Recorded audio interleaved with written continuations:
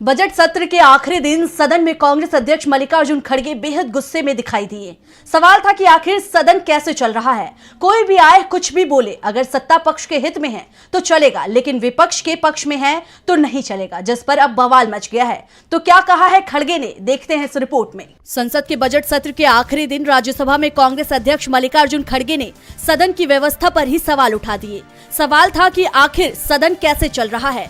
कोई भी आए कुछ भी बोले, अगर सत्ता पक्ष के हित में है तो चलेगा, और सत्ता पक्ष पर सवाल उठा रहा है तो नियमों की किताब खुल जाएगी और उसे चुप करा दिया जाएगा। क्या सभापति जगदीप धनखड़ बोलने की इजाजत तभी देंगे जब बात सरकार के समर्थन में होगी। कांग्रेस का नेता या विपक्ष बीजेपी के खिलाफ कुछ बोलेगा तो उसे नियम और कानून बताए जाएंगे। खड़गे के तेवरों को देखकर उपराष्ट्रपति जगदीप धनखड़ के चेहरे का रंग उड़ गया।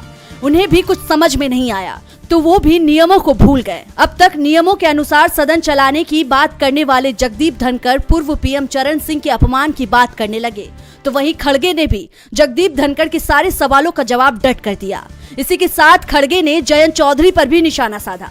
जयंत जब बोलने को खड़े हुए तो खड़गे ने सवाल किया कि आखिर जयंत चौधरी को किस नियम के आधार पर सदन में बोलने की इजाजत दी गई। अगर जयंत को बोलने की इजाजत दी गई है तो विपक्ष को भी मिलना चाहिए। खड़गे और धनखड़ के बीच इस मामले को लेकर जमकर विवाद भी हुआ, लेकिन धनखड़ खड़गे के किसी भी सवाल का जवाब नहीं दे पाए।